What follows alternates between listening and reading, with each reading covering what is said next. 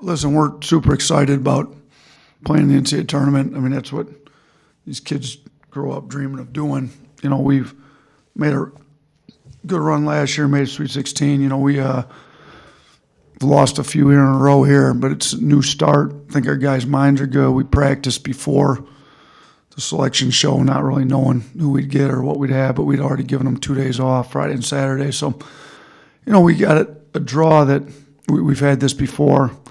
My last year at Buffalo, we drew the playing game winner. So we've had to do this before where we didn't know who we were playing until after that Tuesday night in Dayton. But that was actually, we've been sent out west before too. Our year we upset Arizona. We played in Boise. So we've gone out west. We played Arizona State. They had to play the playing game on my last year at Buffalo. They sent us to Tulsa that year. So out west a little bit. I mean, it makes it a little harder for your prep because you're not just prepping for one team. But, in some regards, now this team, whoever ends up winning between Rutgers and Notre Dame, they'll play Tuesday night. They'll have – it's not – I think when we played Arizona State, they had played Tuesday night and then had to play Thursday. So this team will have an extra day, but you could tell that Arizona State, when we played them before, was a little more tired because they had to play Tuesday night. So we've got the benefit of not having to play that on Tuesday night, but Rutgers had some quality wins. I mean, you look at, they beat Purdue, beat Iowa, who just won the Big Ten tournament. I mean, Illinois, Wisconsin, who won the regular season of Big Ten. Like, they've had some really good wins. If you look at Notre Dame, they beat Kentucky, who, is one of the best teams in our league, one of the best teams in the country. So both these teams are more than capable of being good teams. We've shown we're more than capable of being good teams. Whoever we end up getting, it'll be a little different style. Notre Dame obviously plays a little more open, takes a lot of threes, a little more offensive-minded. Rutgers a lot more defensive-minded, tough, hard-nosed. They're going to make it difficult to score on. We've watched them play. Ron Harper.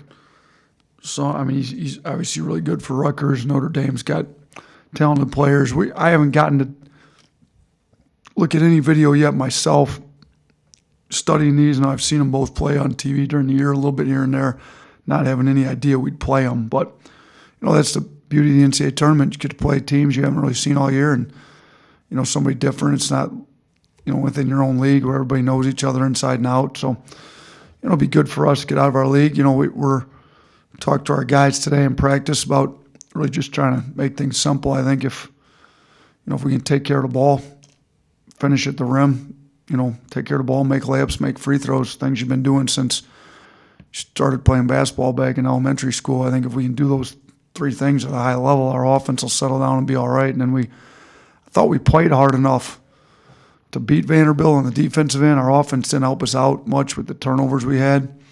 And then obviously the fouling was a major problem on defense too. But I thought our effort was really good. We need to get that same effort on Friday in the NCAA tournament. And, we just got to be a little smarter, play without fouling. We got to take care of the ball and make layups and make our free throws.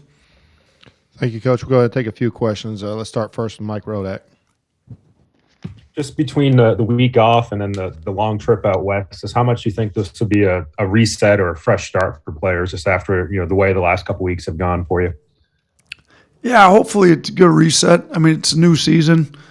We talked to our guys before about UCLA. UCLA upset us in the Sweet 16, and they played in this playing game. So, be easy for us to sell these guys on the playing game winner making a run. We got to be aware of whoever wins this game. But UCLA had lost 4 straight going to the NCAA tournament, and then they had to win. They playing game, round to 64, round to 32, Sweet 16 against us, Elite 8. They won 5 in a row before they got to the Final Four. So, they lost 4 straight going into it. We've lost 3 straight. We've proven we're more than capable of playing with anybody. I mean, 2 number 1 seeds we beat. The number 1 overall seed, Gonzaga. We beat Baylor.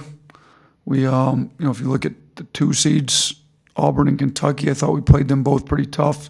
Tennessee had a chance to be a 2 seed. They ended up with a 3 seed. We beat Tennessee.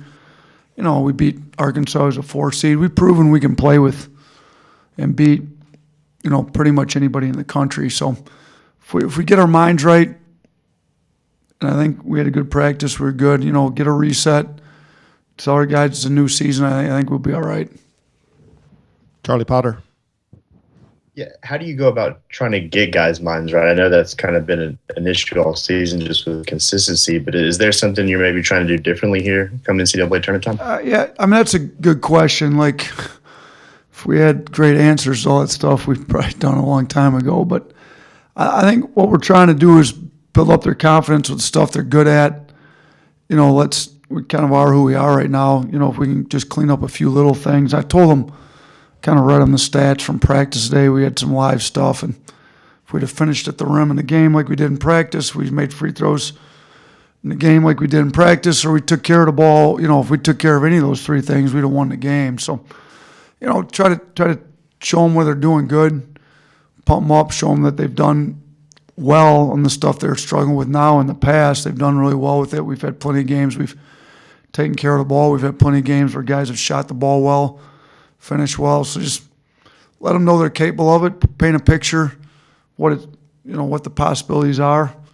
And I think our guys got to be reminded. I think people around here need to be reminded too. It's been an unbelievable season. So I think it's the first time in 16 years. The last time Alabama team went back-to-back NCAA tournaments was 05, 06. So while we may have had really high expectations, winning the SEC last year, and we set the expectations even higher after you go out to Seattle and beat Gonzaga and beat Houston a week later. We had some really good non-conference wins, but let's not forget that we're at a place that's changing the culture of men's basketball, and it's been 16 years since they went back-to-back NCAA tournaments. It's been 30 years since they went back-to-back tournaments with a 6 seed or higher in both NCAA tournaments. So this group of guys that was here last year and this year, you look at Keon Ellis and Quinterly, Shackelford, Rojas, Jawan Gary,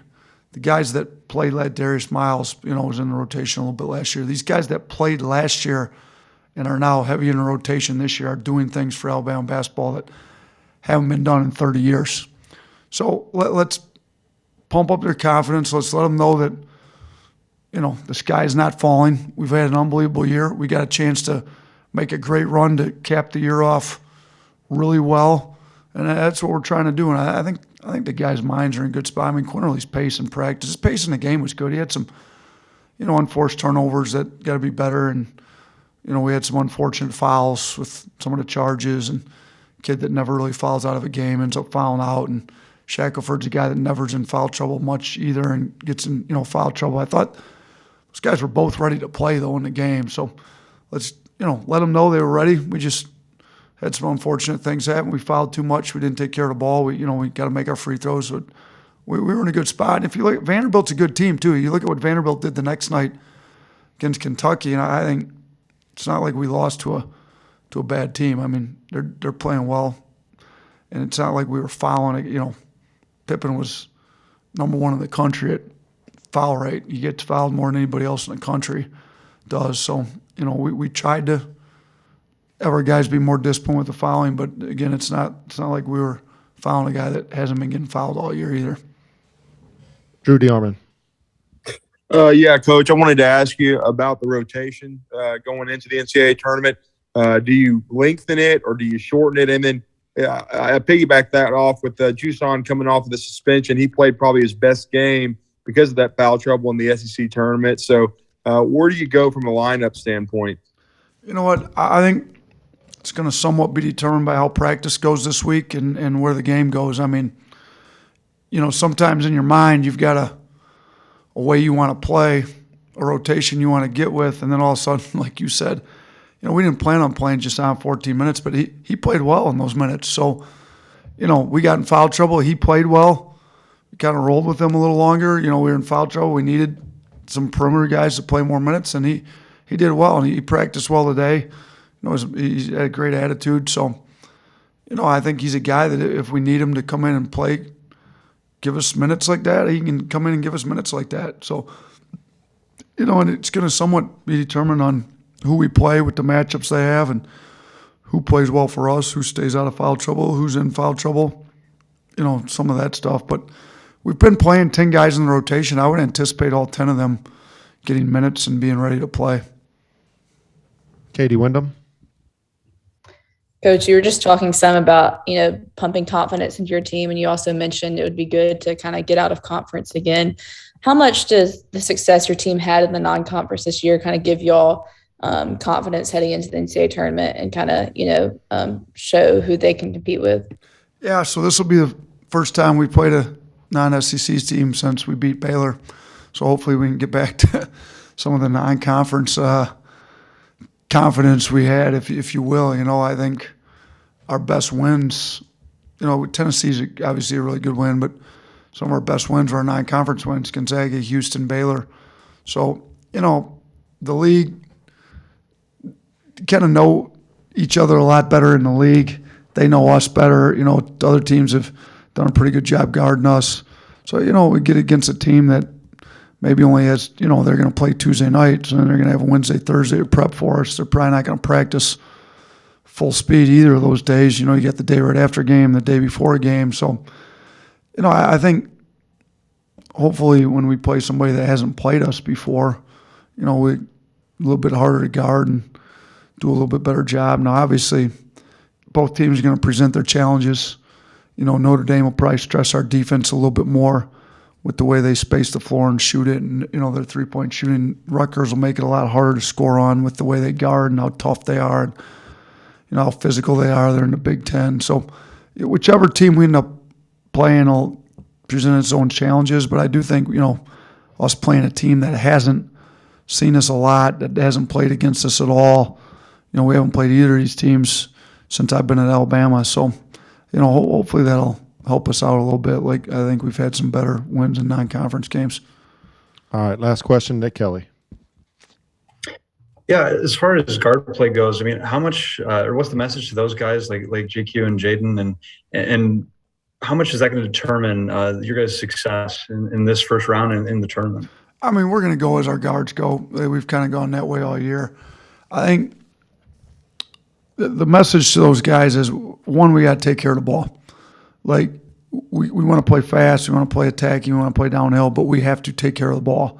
So take care of the ball, get great shots, and be aggressive. Like, I don't want them thinking turnovers so bad that they're not aggressive. We have to play aggressive. That's how we play, but we can't have the careless turnovers we've had. So we tried to simplify this. Like, we told our guys, we've got this, we call it good shot percentage. Like, how many of our possessions did we get a good shot when we got a shot? And like, it was 92% of the time we either got a free throw and at the rim or a three.